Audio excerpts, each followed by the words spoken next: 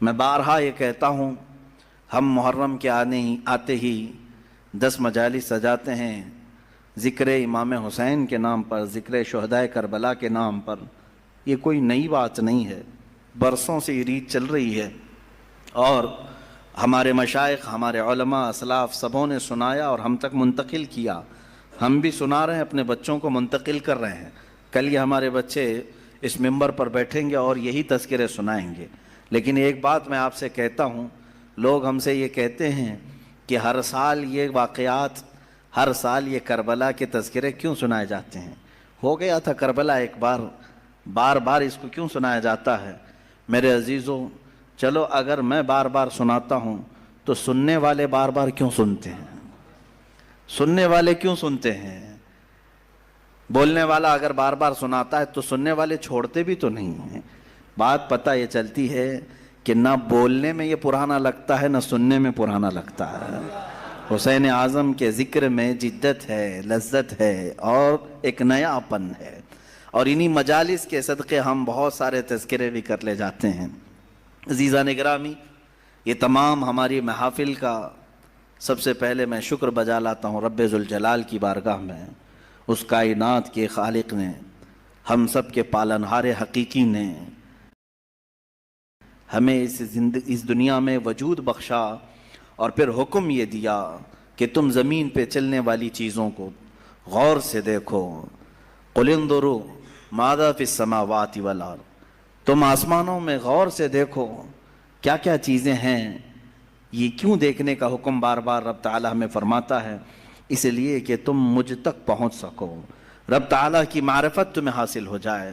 انسان کا اس دنیا میں آنے کا ایک مقصد یہی ہے کہ وہ اپنے خالق کو پہچانے، اپنے مالک کو پہچانے، اپنے رب کو، اپنے پالنے والے کو پہچانے۔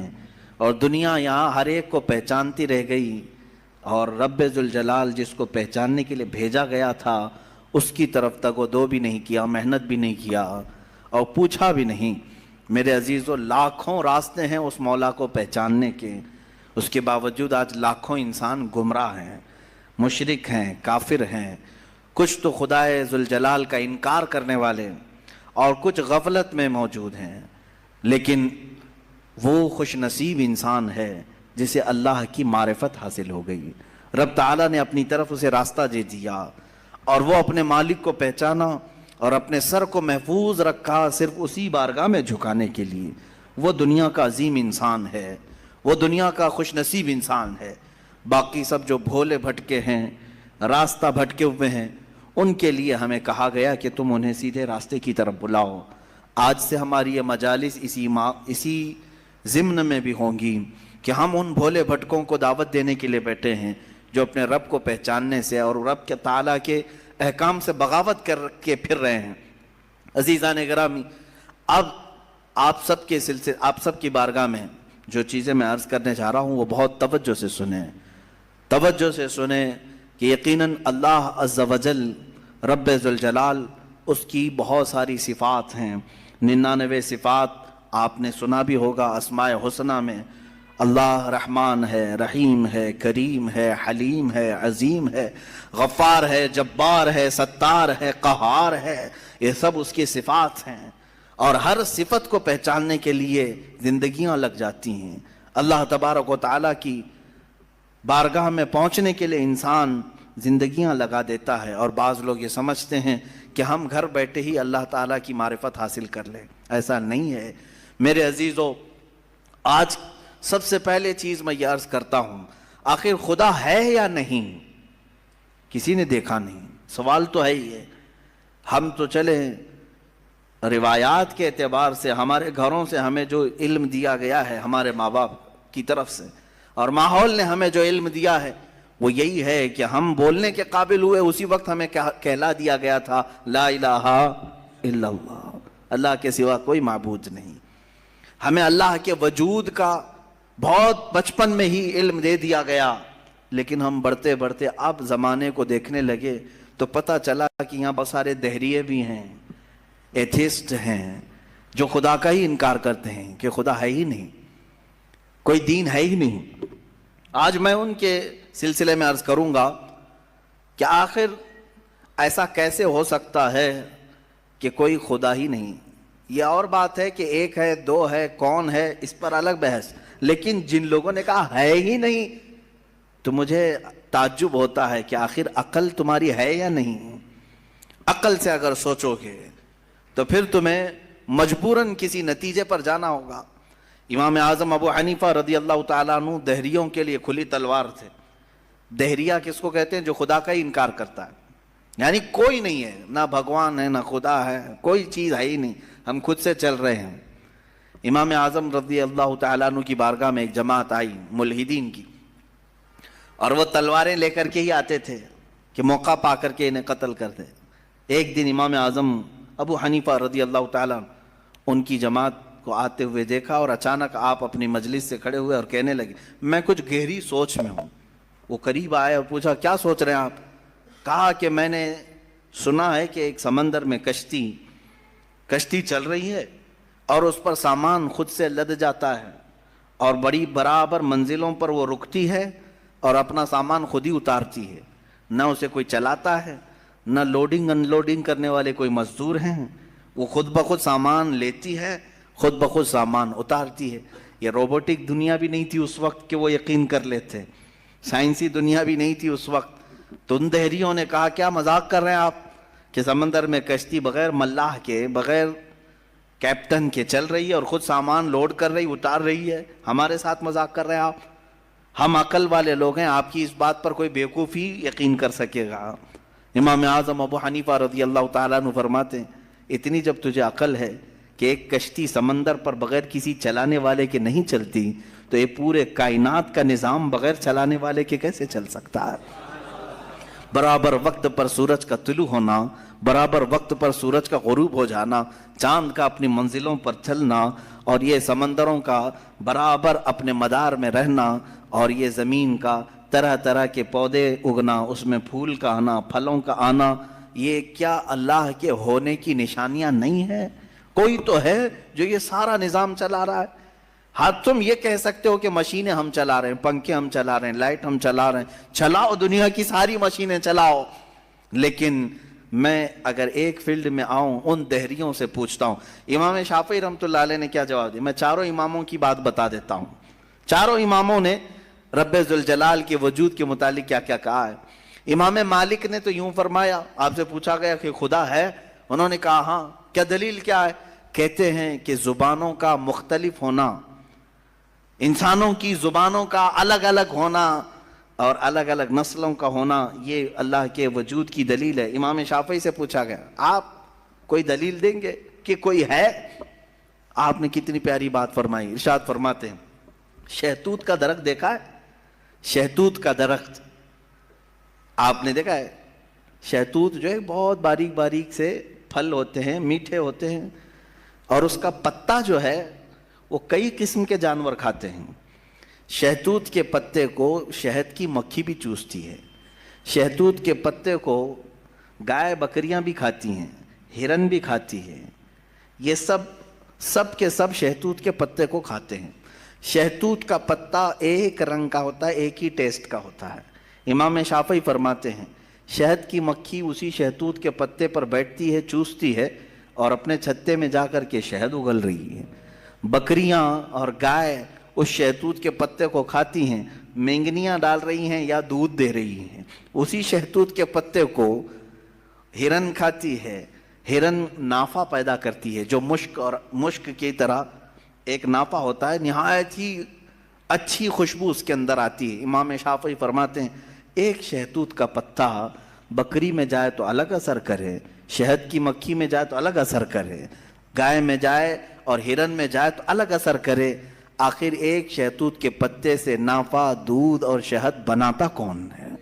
بناتا کون ہے؟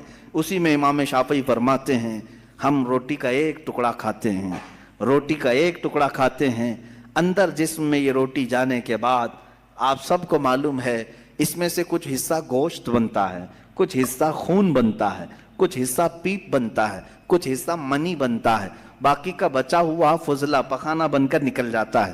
ایک روٹی گیہوں کی کھاؤ، جو کی کھاؤ، جوار کی کھاؤ، روٹی ایک ہی طرح کی ہے، اور اس سے گوشت کون بناتا ہے؟ خون کون بناتا ہے اور پیپ کون بناتا ہے, منی کون بناتا ہے, سب کی الگ الگ قسمیں ہیں. امام شافعی فرماتے ہیں تمہاری ہزاروں مشینیں ایک طرف, لیکن اندر جو نظام چلاتا ہے وہ کوئی تو ایک ہے, کوئی تو ہے. تمہیں ماننا ہوگا. میں دہریوں کے متعلق کہہ رہا ہوں, جو ملحدین ایتھسٹ ہیں, جن کا کہنا ہے کہ کوئی ہے ہی نہیں, کوئی خدا ہی نہیں, تو ان سے میں کہتا ہوں کوئی بتاؤ تو صحیح آخر یہ چلا کون رہا ہے, یہ کون چلا رہا ہے, ہمارے جسم کے اندر کا نظام کون چلا رہا ہے. اور قرآن نے انہی کی طرف بار بار اشاروں میں بتایا ہے, آیات میں, کہ کیا تم دودھ کو نہیں دیکھتے, دودھ کہاں سے پیدا ہوتا ہے.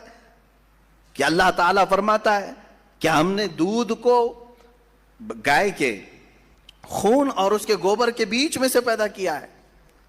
اس کا فضلہ گائے کا گوبر ہے پیٹ کے اندر, اور اس کا خون بھی ہے, خون نہایت ہی سرخ, گوبر نہایت ہی الگ رنگ کا, اور اس کے بیچ سے صاف و شفاف دودھ کا نکلنا.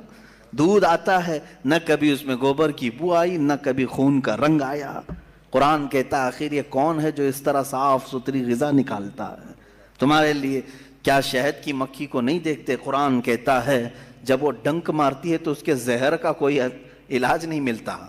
شہد کی مکھی اگر ڈنک مارے تو زہر چڑھ جاتا ہے اور کئی لوگوں کی موت بھی ہوتی ہے, لیکن وہی اپنے چھتے پہ بھی تھوکے تو وہ نہایت ہی میٹھی غذا ہے, نہایت ہی میٹھی غذا ہے. شہد کی مکھی اپنا رس چھتے پر ڈالے تو وہ دنیا کی سب سے اچھی غذا, وہی اگر کسی کو ڈنک مارے تو سب سے برا زہر ہے. اعلیٰ حضرت رضی اللہ تعالیٰ عنہ نے اپنے آپ کو یوں فرمایا ہے کہ میں وہ شہد کی مکھی ہوں جس کی مٹھاس کا بھی جواب نہیں, جس کے ڈنک کا بھی جواب نہیں. یہ تو ضمناً میں نے بات عرض کی. خدا قدیر و جبار کے وجود پر میرے عزیزو ایک دو نہیں, لاکھوں مثالیں دنیا میں ہیں, لاکھوں مثالیں. ابھی تو کائنات کے رازوں تک ہم پہنچے ہی کہاں ہیں. سمندر کے اندر کی دنیا, پیڑ پودوں کے اندر کی دنیا. اب آئیں امام احمد بن حنبل رضی اللہ تعالیٰ عنہ, یہ کیا فرماتے ہیں؟ آپ سے پوچھا گیا خدا ہے, کوئی دلیل ہے آپ کے پاس؟ کہتے ہیں میں تمہیں بتاتا ہوں, ایک قلعہ ہے, ایک قلعہ ہے ایسا کہ چاروں طرف سے بند, نہ ایک سوراخ جانے کا راستہ, نہ اس پہ کھڑکی, نہ دروازہ, کچھ بھی نہیں, ہوا تک نہیں جا سکتی, ہوا تک نہیں جا سکتی, پورا بند ہے.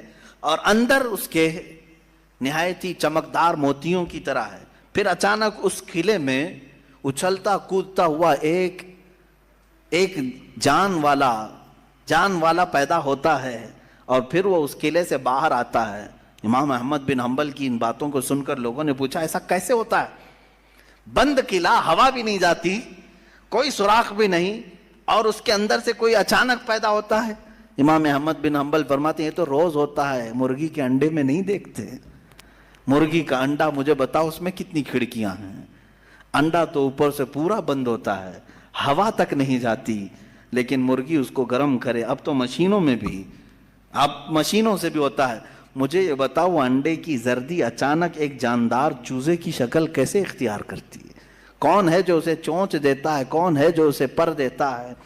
اور پھر ہم نے جانوروں کو, پرندوں کو, ہر ایک مخلوق کو دیکھا ہے, ان میں رنگ ایسے بھرے ہوئے رہتے ہیں, دنیا کا کوئی آرٹسٹ بھی اس طرح کے رنگ بھر نہیں سکتا.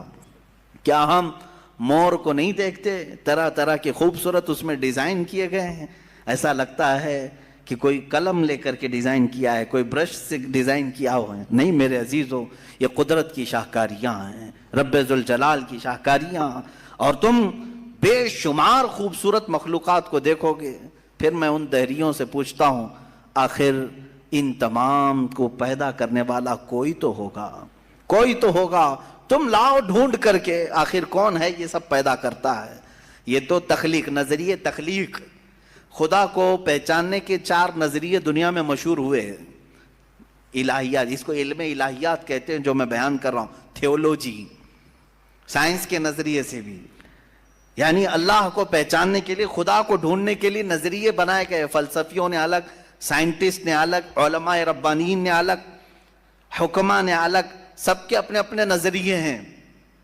ہم اللہ رب العزت کو نظریے تخلیق سے واضح کرتے ہیں, لوگوں کے سامنے بتاتے ہیں کہ اللہ پیدا کرنے والا ہے.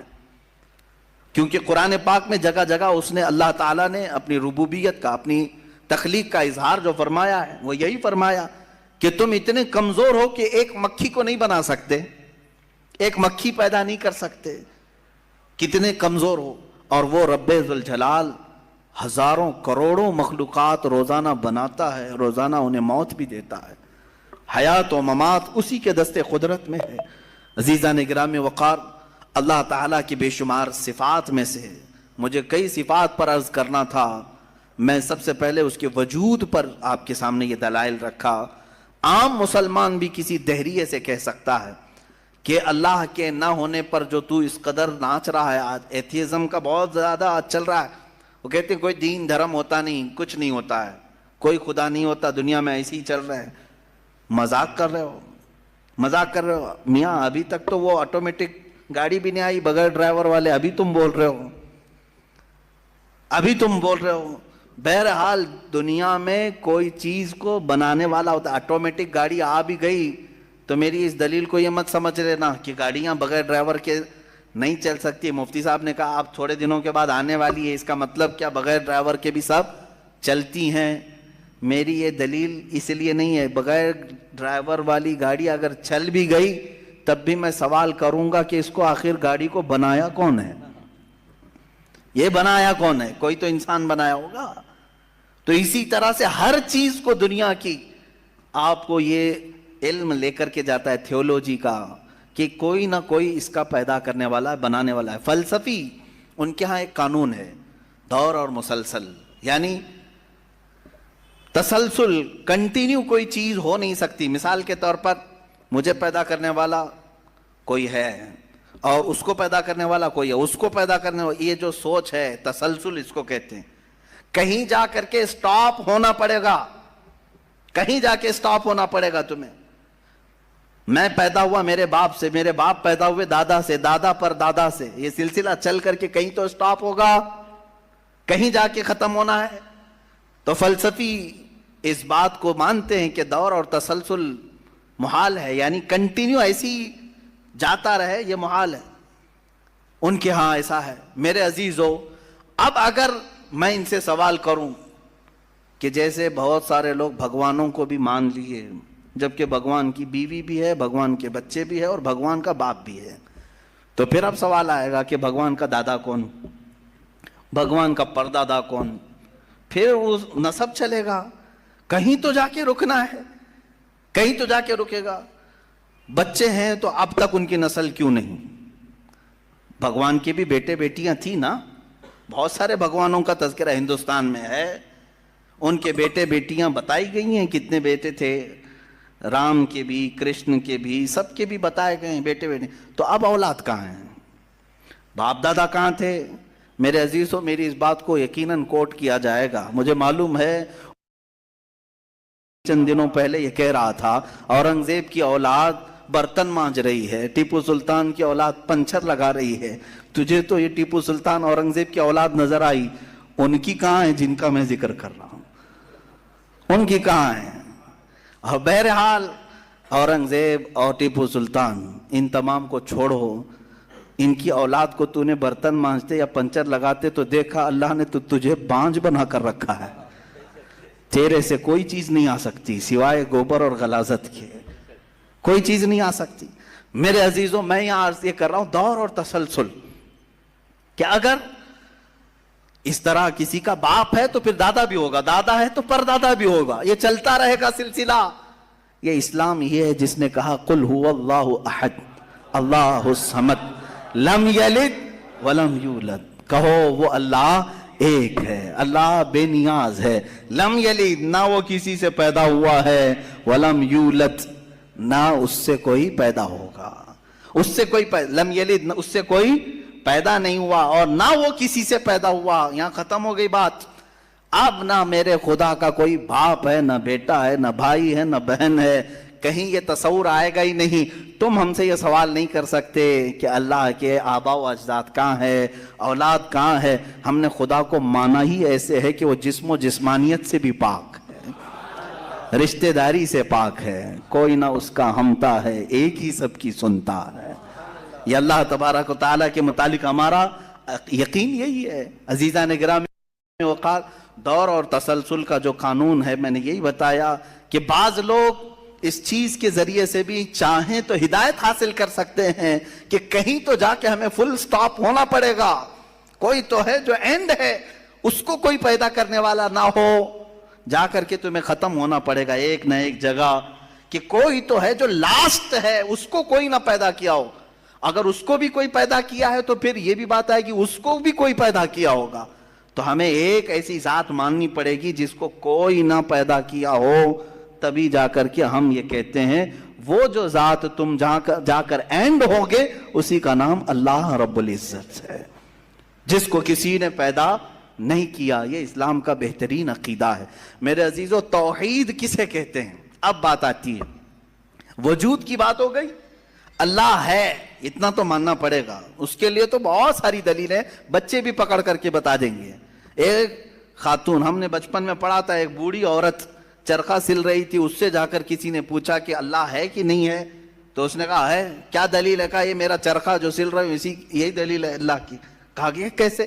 کہا یہ چرخہ، اس سے کپڑے سلتی ہوں، جب تک میں چلاتی نہیں یہ سلتا نہیں، مشین سلتی نہیں ہے کپڑے، اسی سے میں نے یہ یقین کر لیا کہ میرا چرخہ میرے چلائے بغیر نہیں چلتا، تو نظام کائنات پورا بغیر چلائے کیسے چلے گا؟ کوئی تو ہے۔ یہ ہو گئی بات وجود کی، کوئی تو ہے۔ اب آتی ہے توحید کی بات، کوئی تو ہے، اب ہمیں یہ بتانا ایک ہی ہے، کوئی تو ہے لیکن وہ جو ہے وہ ایک ہی ہے۔ یہاں پر بھی ہمیں اسلام نے جو فلسفہ دیا ہے، قانون دیا، وہ بہت ہی پیارا ہے۔ اس کی وجہ کیا ہے میرے عزیزو؟ چلو اب ہم توحید کی طرف آتے ہیں۔ توحید کہتے ہیں ایک ماننا، ایک ماننا۔ حقیقت میں دیکھا جائے تو دنیا کے اکثر مذاہب میں توحید کا شروع میں درس رہا۔ عیسائیت جو آئی ان میں بھی تھا، بعد میں یہ تثلیث کے قائل ہو گئے۔ یہودیوں میں بھی اللہ کو ہی مانتے، خدا کو ہی ماننا ہے۔ ہندوؤں میں بھی ایک کا ہونے کا تصور کتابوں میں ان کے موجود ہے۔ یہ اور بات ہے کہ انہوں نے ملا دیا، مسالے لگا دیے، الگ الگ ہو گئے۔ خالص جو اپنے دین پر باقی ہے الحمدللہ وہ اسلام ہے آج بھی۔ اللہ رب العزت ہے اور وہ ایک ہے، ایک ہے۔ اس پر کیا دلیل ہے؟ اس پر بھی دلیلیں دینی ہوں گی مسلمانوں۔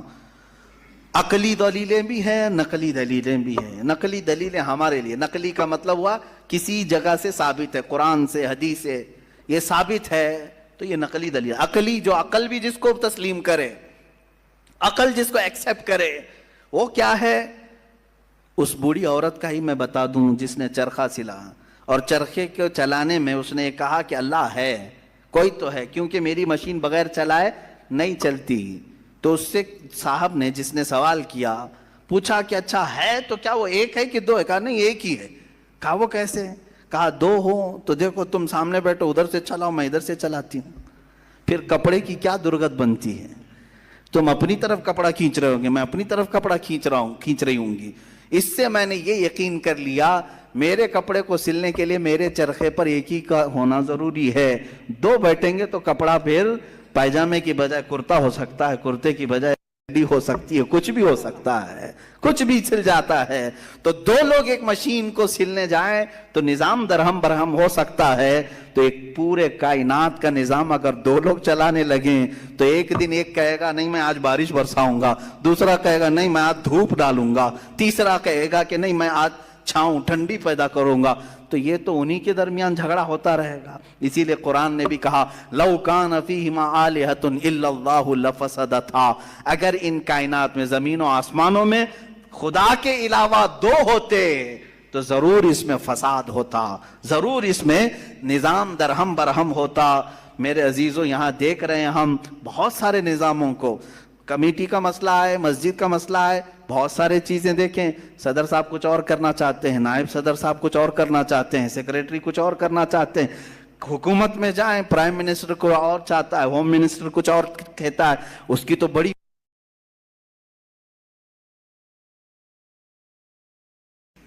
پتہ ہی نہیں ہے، لیکن نظام ایک ملک کا چلا رہے ہیں، ایک ملک کا چلا رہے ہیں۔ فساد اسی لیے ہو رہا ہے، فساد اسی لیے ہوتا ہے اور ان کو پتہ بھی نہیں رہتا، وہ بھاشن میں کچھ اور بول کے آئے، یہ پارلیمنٹ میں کچھ اور بول کے آیا۔ یہ سب ہماری مثالیں جو میں آپ کو پیش کر رہا ہوں، دیکھ کر کے سمجھنے کے لیے۔ ایک سے زیادہ جب ہوتے ہیں تو عقلوں کا ملنا ضروری نہیں، ہر ایک کی عقل الگ الگ چل سکتی ہے۔ اب آئیے، کوئی کہہ سکتا ہے نہیں بھائی اتحاد سے بھی تو کام ہو سکتا ہے، یونٹی سے بھی تو کام ہوتا ہے، کچھ جگہ ہوتا ہے نا۔ کوئی اگر کہے کہ خدا ایک نہیں دو ہیں اور دونوں مل کے کام کرتے ہیں، دونوں مل کے کام کرتے ہیں، تو اب میں آپ کو کہتا ہوں، ایک نمبر والا خدا وہ کہتا ہے آج بارش برساؤں گا، 2 نمبر والا اگر اتحاد کرتا ہے اور کہتا ہے کہ نہیں ہاں تو جو کرے گا وہی میں کرتا ہوں، تو یہاں پر قانون یہ تفسیر میں فرمائے گا، دوسرا والا تو عاجز ہو گیا، وہ مختار نہیں ہے پھر فیصلہ لینے میں، اور عاجز جو ہوتا ہے وہ خدا نہیں ہوتا۔ خدا وہی ہوتا ہے جو مالک و مختار ہے، جو خود فیصلے لے گا اور اس میں کسی کو شریک نہیں کرے گا۔ تو اگر دوسرا والا مان گیا اس کی تو وہ خدا عاجز ہو گیا، اس کی اپنی نہیں چلی، دوسرے دن دوسرا چلایا اور پہلے والا راضی ہو گیا تو پہلا عاجز ہو گیا، تو خدا عاجز نہیں ہو سکتا۔ یہ ہمارا عقیدہ ہے، خدا وہی ہے جو قادر مطلق ہے، قادر مطلق، ہر چیز پر وہ خود فیصلے لیتا ہے، خود ہی اختیار رکھتا ہے۔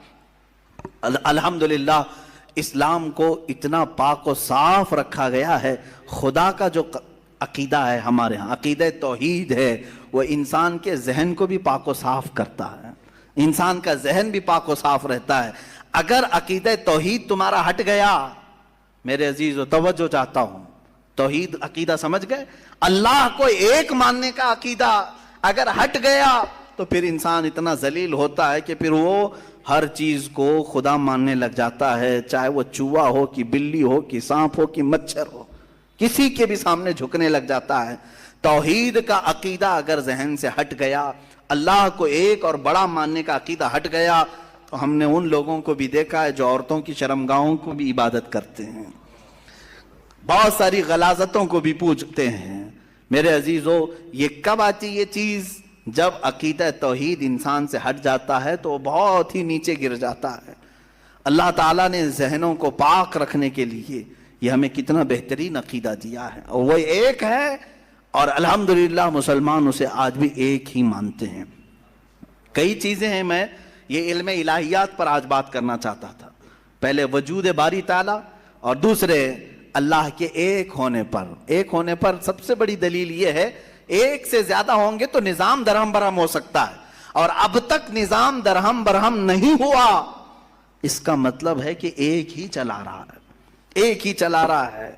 سورج کو جس طرح سے اس نے سالوں سے چلایا ہے، چاند کو جس طرح چلایا ہے، موسموں کا آنا جانا، قرآن خود یہ کہتا ہے، میں نے آیت خطبے کے بعد یہی تلاوت کی، ان فی خلق السماوات والارض واختلاف اللیل والنہار، بے شک زمینوں کی پیدائش میں، آسمانوں کی پیدائش میں اور رات و دن کے آنے جانے میں تمہارے لیے بہت بڑی نشانیاں ہیں، کہ ایک ہی ہے جو اس کو اپنی مرضی سے بنایا ہے، اپنی مرضی سے بنایا ہے۔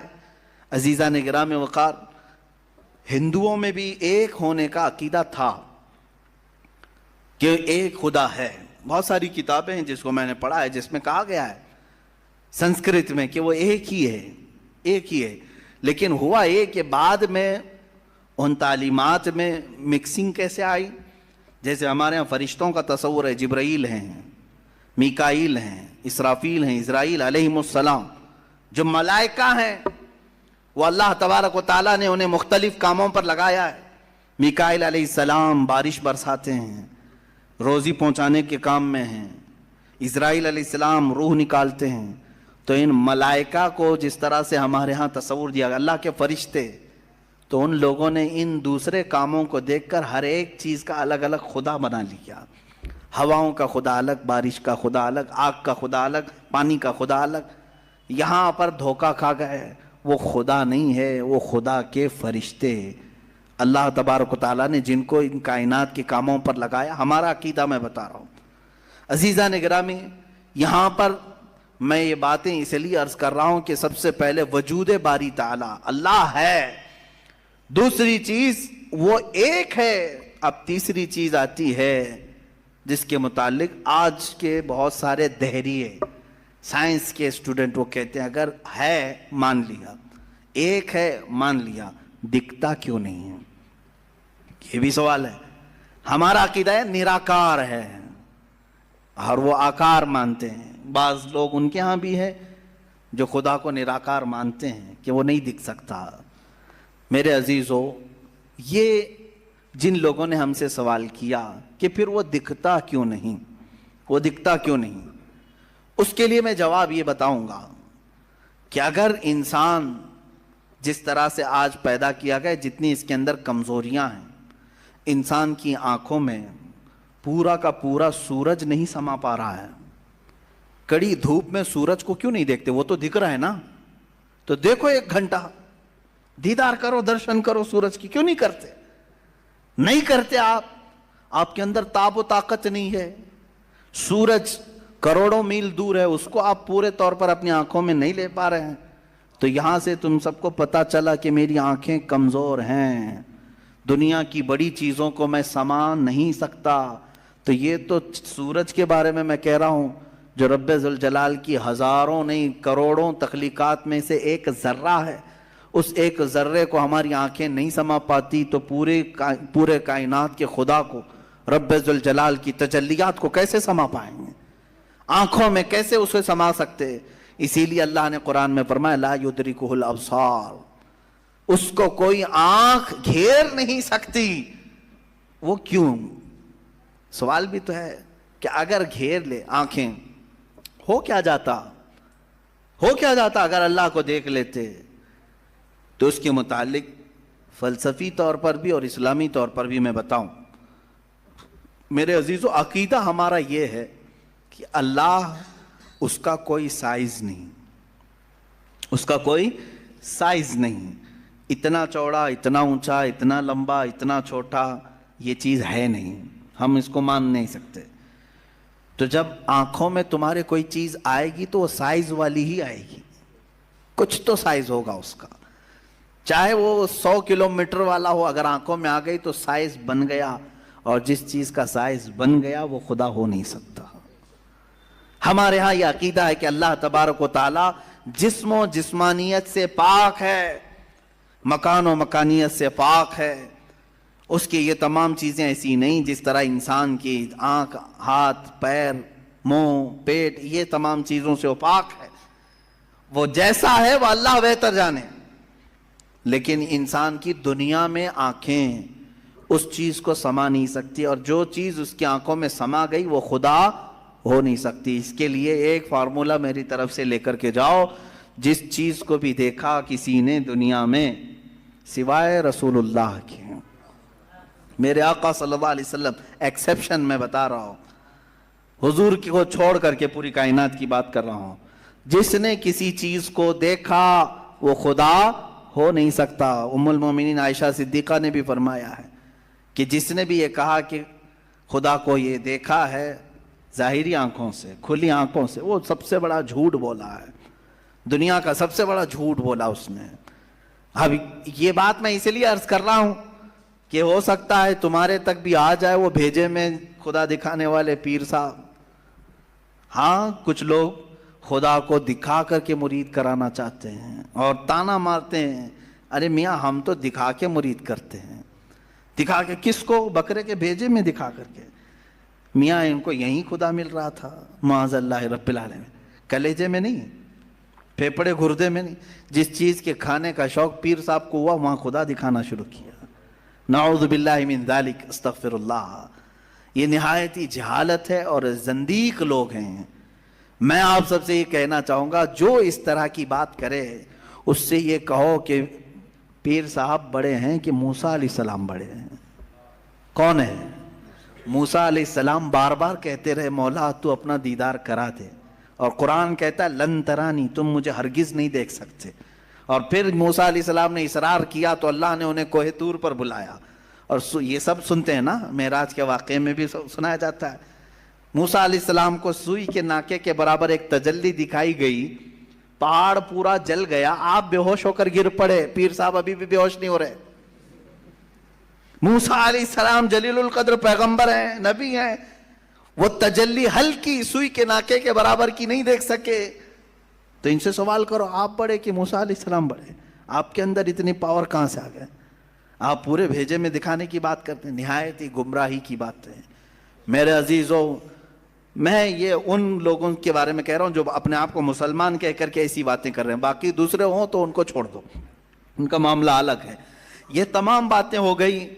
میں نے 3 چیزیں آپ کے سامنے عرض کی. وجود باری تعالی، اللہ ہے، اور اگر ہے تو ایک ہے، اور ایک ہے تو وہ نظر نہیں آتا، دکھتا نہیں. یہ 3 عقیدے اسلام کے بنیادی عقیدے ہیں. بنیادی عقیدے ہیں، ان میں ذرا برابر بھی ٹس سے مس ہوئے تو تمہارا ایمان چلا جائے گا. یہاں سے گمراہیوں کے دروازے کھلتے ہیں. جنہوں نے خدا کے وجود کا انکار کیا وہ ملحد ہو گئے. جنہوں نے اسے ایک سے زیادہ مانا وہ مشرک ہو گئے. جنہوں نے اس کو دیکھنے والا سمجھا وہ گمراہ ہو گئے. صحیح عقیدہ یہی ہے جو سورہ اخلاص میں اللہ نے فرمایا قل هو اللہ احد. محبوب آپ فرما دیں وہ اللہ ہے، ایک ہے. اللہ الصمد، وہ بے نیاز ہے. اللہ بے نیاز ہے. لم یلد ولم یولد، اس سے کوئی پیدا نہیں ہوا اور نہ وہ کسی سے پیدا ہوا. ان معاملات کے بعد آؤ میرے عزیزو اس رب ذوالجلال کی کچھ صفات کی طرف میں آتا ہوں. رب ذوالجلال رحمان بھی ہے، رحیم بھی ہے، کریم بھی ہے، غفار و ستار و قہار و جبار بھی ہے. اس کی 99 صفات پر اگر ہم ذکر کرتے چلیں، روز ایک صفت پر ذکر ہو جائے گا، راتیں تمام ہو جائیں گی. قرآن نے خود کہا ہے دنیا کے سارے درخت قلم بن جائیں اور سمندر سیاہی بن جائیں اور اللہ کی تعریف و توصیف لکھنا چاہیں، سمندروں کی سیاہی سوکھ جائے گی، یہ درختوں کے قلم بنے ٹوٹ جائیں گے. ما نفدت کلمات اللہ، اللہ کے کلمات کو پھر بھی مکمل نہیں کیا جا سکے گا. یہ ہماری چھوٹی سی زبان اور تمہارے چھوٹے سے کان کہاں ان تمام کلمات کو سن سکیں گے یا کہہ سکیں گے. مگر ہم اتنا ضرور جانتے ہیں کہ ان تمام سمندروں میں سے ایک قطرہ بھی ہم نے اپنی محفل میں پا لیا تو یہ ہماری زندگی کی معراج ہے. اللہ رحمان ہے، یقیناً ہم نے اس کو بسم اللہ میں بھی پڑھا، سورہ فاتحہ میں بھی پڑھا، بلکہ ہم اپنے بچوں کو بھی یہی کہتے ہیں، ماں باپ کو بھی یہی کہتے ہیں. اب اس کے رحمان کی صفات دیکھنا ہے. کیسے رحمان کسے کہتے ہیں؟ رحم کرنے والا، رحم کرنے والا، نرمی کا معاملہ کرنے والا لوگوں کے ساتھ، بلکہ اپنی ساری مخلوقات کے ساتھ نرمی کا معاملہ کرنے والا. میں 2 ہی صفات پر آج گفتگو ختم کر دوں گا، اس کے رحمان ہونے کی اور اس کے قہار ہونے کی. دونوں کے درمیان ہمیں یہ زندگی چلانی ہوگی. اللہ رحمان ہے، اس کی جو زندگی یہاں ہمیں دیکھنے کے مظاہر ہیں وہ کیا ہے؟ ماں تم سے جتنی محبت کرتی ہے، کیسے تم رو تو گود میں اٹھا لیتی ہے، تمہارے بہت ساری چیزیں اپنے ہاتھوں سے صاف کرتی ہے، اپنے ہاتھوں سے بنا کر کے کھلاتی ہے. آخر وہ بھی انسان ہے، تم بھی انسان ہو. ماں تمہیں اٹھا کر کے اتنا جو پیار کرتی ہے، باپ تمہیں لے کر کے چلتا ہے، تمہارے لیے جوجھتا ہے، محنت کرتا ہے. آخر وہ کیوں مشقتیں اٹھاتا ہے؟ خون پسینے کی کمائی ایک کر کے لا کر اپنے بچے کو کھلاتا ہے. اب سنیں حدیث پاک میں ماں اور باپ کے دلوں میں یہ بچے کی جو محبت ڈالتی جاتی ہے یہ اللہ کے رحمان صفت کا کچھ حصہ ہوتا ہے. یہ اس کی صفت کا تھوڑا سا حصہ جب اللہ ماں اور باپ میں ڈالتا ہے تو وہ بچوں سے اس قدر پیار کرنے لگ جاتے ہیں. اگر وہ رحمت کی صفت مولا ماں اور باپ کے سینے سے نکال دے تو ہر باپ اپنے بچے کو قتل کرنے پر بیٹھ جائے، ماں اپنے بچے سے دوری اختیار کر لے. ایسا نہیں ہوتا. ماں بوڑھی ہو جائے یا بچہ اس کا بوڑھا ہو جائے پھر بھی ماں اس بوڑھے بچے کو بھی سینے سے لگاتی ہے، اس کے پسینے دیکھنا نہیں چاہتی، اس کی جبینوں پر خم نہیں دیکھنا چاہتی. یہ ماں کے اندر جو ہلکی سی بھی محبت آپ دیکھتے ہیں یہ رب ذوالجلال کے رحمان کا اس کے مظاہر میں سے ایک مظہر ہے. اب اندازہ کرو اللہ تبارک و تعالیٰ اپنے بندوں سے کس قدر رحم کا معاملہ فرماتا ہے. آج ہم جو بیٹھے ہیں یہ بھی تو اس کے رحم کا ہی معاملہ ہے، اس کے رحمان ہونے کا ایک بین ثبوت ہے. ہم حضرت ابوبکر شبلی رضی اللہ تعالیٰ توجہ جاتا ہوں، سلسلہ قادریہ کے بہت بڑے بزرگ ہیں.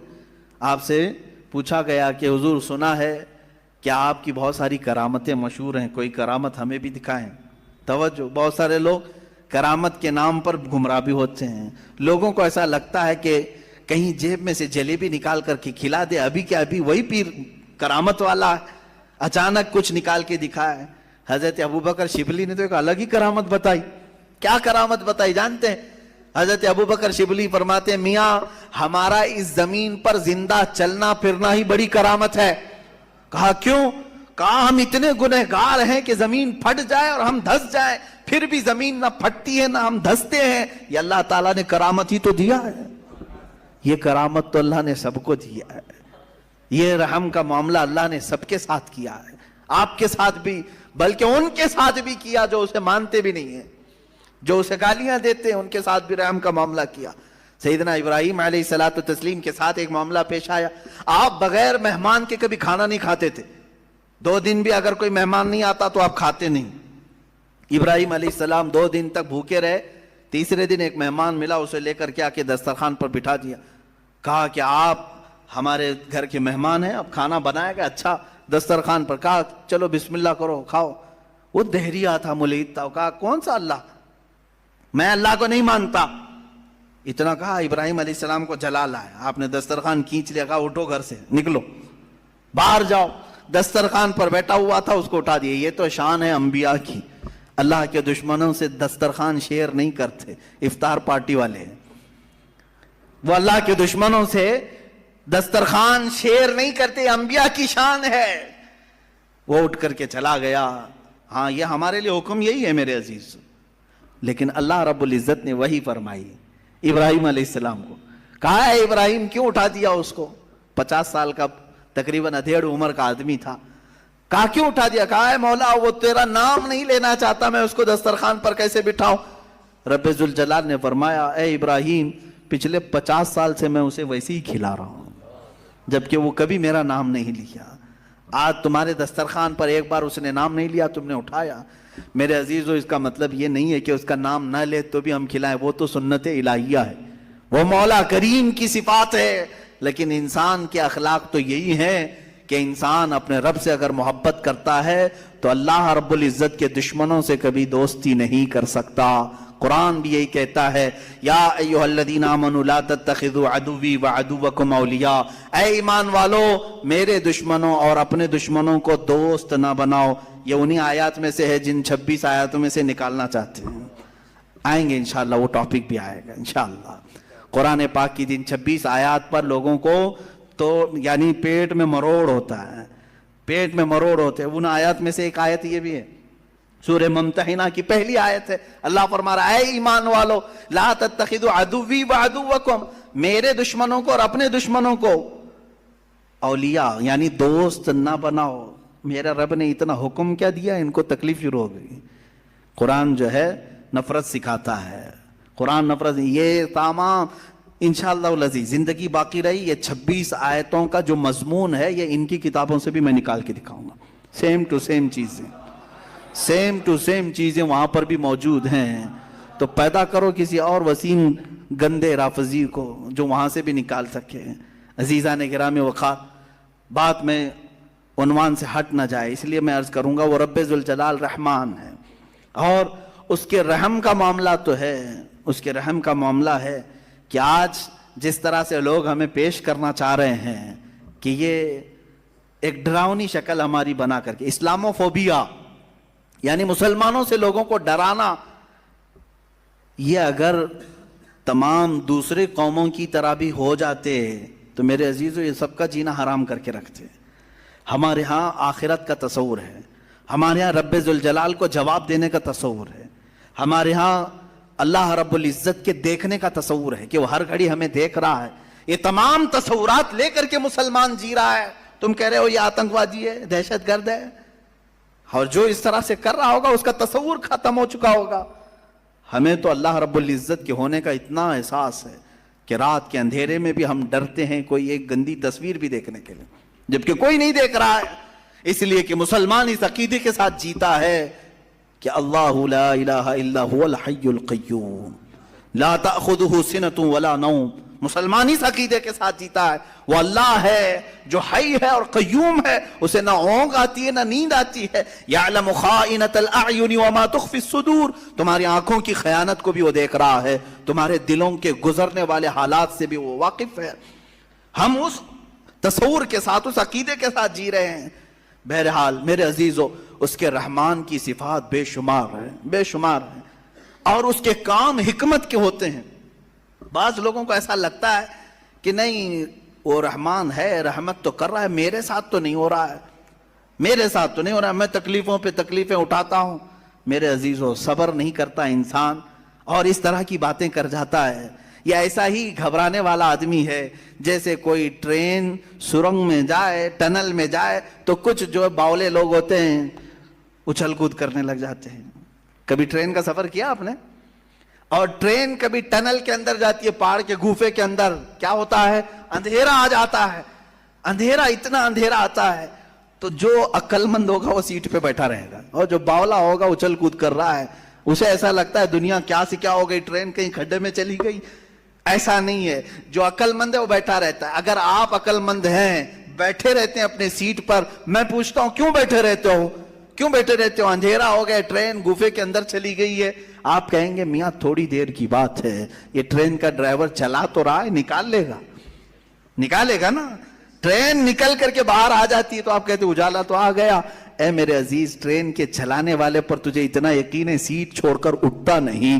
اس طرح تیری زندگی میں جب مصیبتوں کا کبھی اندھیرا آتا ہے، یقین کر وہ رب ذوالجلال پھر اجالوں میں لائے گا۔ ان مع العسر یسرا، اس نے فرمایا ہے ہر تکلیف کے بعد آسانی ہے۔ کیوں اتاولے ہوتے ہو؟ تھوڑی سی تکلیف کیا آئی، شکایت کیا، میرے ساتھ رحم کا معاملہ نہیں ہو رہا ہے، میرے ساتھ رحم کا معاملہ نہیں ہو رہا ہے۔ فعل الحکیم لا یخلو عن الحکمہ، وہ حکیم ہے، اس کا کوئی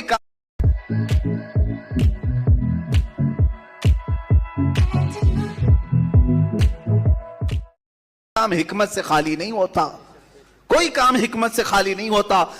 آج دوپہر میں اگر تمہیں روٹی نہیں ملی ہے تو کوئی نہ کوئی سبب ہوگا، وہ تمہارے حق میں بہتر چاہتا ہے۔ عسیٰ ان تکرہوا شیئا وہو خیر لکم، قرآن کہتا ہے بسا اوقات تم جس چیز کو نہیں چاہتے لیکن وہ تمہارے حق میں بہتر ہوتا ہے۔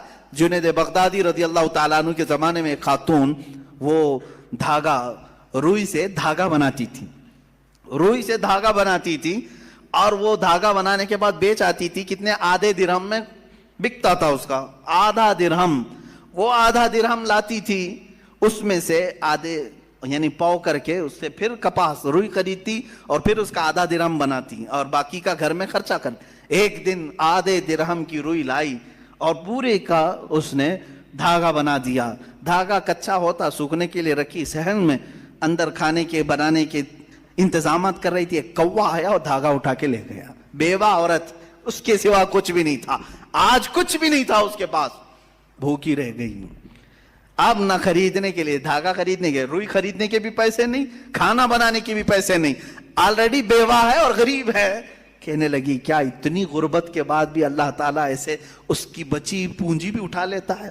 لوگ یہی کہتے ہیں نا، میرے پاس کچھ نہیں تھا پھر بھی میں نقصان میں جا رہا ہوں، اب تو کچھ رحم کر دیتا۔ ارے بھائی، بڑے سیٹ آدمی کے 1,00,000 روپے چلے گئے تو سمجھ میں آئے گا چلو ٹھیک ہے، باقی بچے ہوئے پھر کور کر لے گا۔ جس کے پاس کچھ نہیں، لاسٹ پونجی بچی ہے، وہ بھی مولا نے اٹھوا دیا، تو یہ کون سا رحم ہے؟ بندے تل ملا جاتے ہیں۔ وہ خاتون گھبرائی اور کہا یہ اب کون سے رحمان کی صفت ہے؟ کیا وہ رحم کر رہا ہے میرے ساتھ؟ میں بیوہ ہوں، کچھ بھی نہیں میرے پاس۔ حضرت جنید بغدادی کے پاس دوڑی دوڑی گئی، دوسرا دن تھا، بھوک کی شدت تھی، دوڑی ہوئی آئی۔ حضرت جنید بغدادی اس وقت بیٹھے تھے، ان کے دربار میں کچھ لوگ آئے ہوئے تھے باہر کے، ملنے کی غرض سے دور سے آئے ہوئے تھے۔ آپ کو یہ چیختی ہوئی آئی تو اس کو سائڈ میں کھڑا کیا، رک جاؤ میں پہلے ان کی باتیں سن لوں، پہلے ان کی باتیں سن لوں۔ ان لوگوں نے آ کر کے کہا کہ حضور ہم کچھ نذرانہ لے کر کے آئے ہیں، کچھ نذرانہ لے کر کے آئے ہیں، یہ قبول فرما لیں۔ کیا تھا نذرانہ؟ 10,000 سونے کے سکے، اشرفیاں تھیں۔ کہا کہ حضور آپ اپنے حساب میں اس کو تقسیم کر لیں۔ حضرت جنید بغدادی رضی اللہ تعالیٰ عنہ نے وہ 10,000 اشرفیاں لیے اور پورے کے پورے اس عورت کو دے دیا۔ وہ عورت ابھی کچھ کہنے والی تھی، اس کے کہنے سے پہلے آپ نے دے دیا۔ کہا اس کو پکڑو۔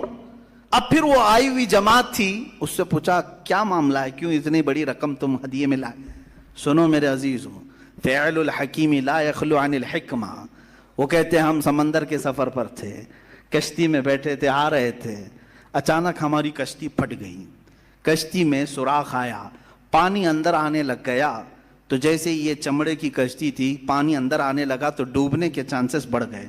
पानी जितना हो सका हम निकाल निकाल कर फेंकते रहे, लेकिन इस कश्ती की मरम्मत के लिए हमारे पास कुछ नहीं था। अचानक एक कौवा आया और ऊपर से धागा गिरा दिया। एक कौवा आया, धागा ऊपर से गिराया, और वो इतना ही धागा था जिससे हमारी कश्ती सिल जाती थी। हमने उसी धागे से अपनी कश्ती सिल दी और फिर उसी वक्त हमने ये नियत कर लिया कि वो रहमान है जिसने हमें बचाया है। हम सही सलामत जाएंगे तो 10,000 अशरफियां जुनैद बगदादी को नजर करेंगे। वहां हमने मन्नत कर ली थी, मेरे आका हमने सही सलामत किनारे को पा लिया, अब आकर के वो 10,000 अशरफियां आपकी बारगाह में हमने नजर कर लिया। हजरत जुनैद बगदादी जिलों के हालात से बाखबर थे, उस खातून की तरफ देखा और पूछा, क्या तुम्हारे रब ने सही रहम किया या नहीं? तुम्हारे आधे दिरहम को कौवे से उठवाकर बदले में 10,000 अशरफियां देता है, उसी का नाम रहमान है। वो रहमान है। बंदा घबराता है, कहता है ऐसे कैसे होगा, मेरे पास कुछ भी नहीं था फिर भी उठा लिया। इंतजार तो करता, शुक्र तो करता, यकीनन वो मौला तुझे उससे बेहतर चीज लौटाता। यहां तक कि हदीसों में किसी का बच्चा भी अगर इंतकाल करता है, मौला ताला फरिश्तों से पूछता है, तुमने उसके बच्चे को लाया, क्या कह रहा था मेरा बंदा मेरे बारे में? फरिश्ते कहते हैं, मौला वो तेरा शुक्र बजा ला रहा था, कहता था इन्ना लिल्लाहि व इन्ना इलैहि राजिऊन। मौला फरमाता है, लिख दो ए फरिश्तों, इससे बेहतर नस्ल उसे अता करूंगा, इससे बेहतर उसे खूबसूरतियां जन्नत में अता करूंगा। वो जब बेहतर करने वाला होता है तब तुम्हें आजमाइश के दौर से गुजारता है।